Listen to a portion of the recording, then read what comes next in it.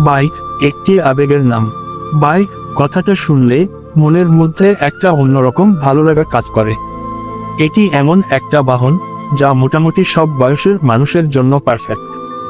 আমরা বিভিন্ন ধরনের বাইকার দেখতে পাই, যেমন কেউ প্রয়োজনে বাইক চালায়, কেউ বা আবার শখের বাইকার, আবার কেউ বা স্টান্ট বাইকার।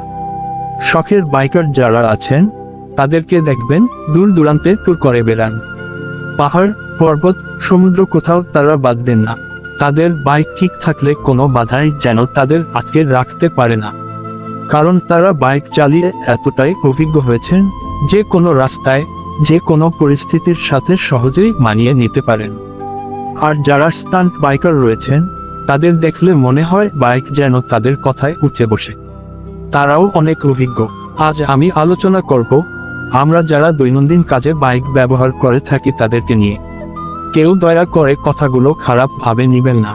আমি যে কথাগুলো বলবো সেগুলো আমার নিজের বাইক চালানোর অভিজ্ঞতা থেকে বলতেছি। আমরা যারা রেগুলার বাইক চালাই তারা সাধারণত একটা নির্দিষ্ট সময়ে একটা নির্দিষ্ট গন্তব্যের মধ্যে সীমাবদ্ধ থাকি। ধরুন আমার বাসা মহাখালী আর আমি অফিস করি উত্তরা, তাহলে আমি প্রতিদিনই মহাখালী থেকে উত্তরা, আবার উত্তরা থেকে মহাখালী এর মধ্যে চলাফেরা করে থাকি। আর সাধারণত ছুটির দিনগুলোতে অন্যান্য জায়গায় কম বেশি ঘোরাফেরা করে থাকি। আমরা যখন অফিসের জন্য বের হই তখন সবকিছুই ঠিকঠাক থাকে, কিন্তু এর বাইরে যখনই কোনো ছোট কাজে বের হই তখনই দেখা যায় আমরা হেলমেট নিতে ভুলে যাই, অথবা গাড়ির পেপারস সাথে নিতে ভুলে যাই। আর এর জন্য নানান রকম বিড়ম্বনা পোহাতে হয়। এছাড়া আমরা আরো অনেকে আছি যারা গ্রামের রাস্তায় বাইক চালিয়ে অভ্যস্ত। এমন কেউ যদি হঠাৎ করে হাইওয়ের রাস্তায় বাইক নিয়ে উঠি তাহলেও বিভিন্ন সমস্যার সম্মুখীন হতে হয়। যেহেতু হাইওয়ের কথা চলে আসলো তাহলে কিছু হাইওয়ে নিয়েও কথা বলি।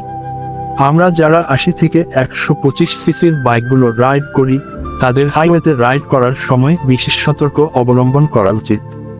হাইওয়েতে সাধারণত যে গাড়িগুলি চলে সব গাড়ি বেশ গতিশীল। এই ধরনের গাড়িগুলো আমাদের এই লো সিসির বাইক দিয়ে খুব সহজে ওভারটেকিং করা যায় না। তারপরও যারা লো সিসির বাইক দিয়ে হাইওয়ে রাইড করবেন কয়েকটা ব্যাপার খেয়াল করবেন।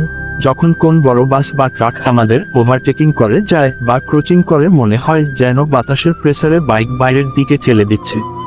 আবার যখন আপনি কোনো বড় গাড়িকে ওভারটেক করতে যাবেন তখন মনে হবে যেন বাইক গাড়ির দিকে চেপে যাচ্ছে। এরপর যদি অচেনা রাস্তায় বাইক চালাতে যাই সেখানেও আর এক সমস্যা। হঠাৎ ভালো রাস্তার মাঝে ভাঙা রাস্তা চলে আসে। অনেক জায়গায় স্পিড ব্রেকার থাকে যার রং উঠে যায়, সেগুলো খেয়াল করতে পারি না। উল্টো দিক থেকে গাড়ি চলে আসা তো আছেই। তাছাড়া যারা লোকাল চালক আছেন তাদের গাড়ি চালনা সম্পর্কেও আমাদের তেমন ধারণা থাকে না। যেহেতু আমরা একটা নির্দিষ্ট গণ্ডির মধ্যে নির্দিষ্ট সময় ধরে বাইক চালাই, হঠাৎ করে লং ট্যুরে বের হলে আমাদের কোমর ব্যথা, পিঠে ব্যথা শুরু হয়ে যায়। তাছাড়া অনেকক্ষণ বাইক চালানোর পরে ক্লান্তি এবং অধৈর্য দুটোই চলে আসে। আমি বলছি না যে ছোট বাইক দিয়ে লং ট্যুর করা যায় না। আপনি যদি ছোট বাইক দিয়ে লং ট্যুর করতে চান তাহলে প্রথমে নতুন নতুন রাস্তায় ছোট ছোট ট্যুর করেন। যখন দেখবেন নতুন রাস্তায় নিজেকে মানিয়ে নিতে পারছেন তখন লং ট্যুরে বের হন। আর বাইক ছোট বড় যাই চালান না কেন নিজের সেফটি নিয়েই রাস্তায় বের হন।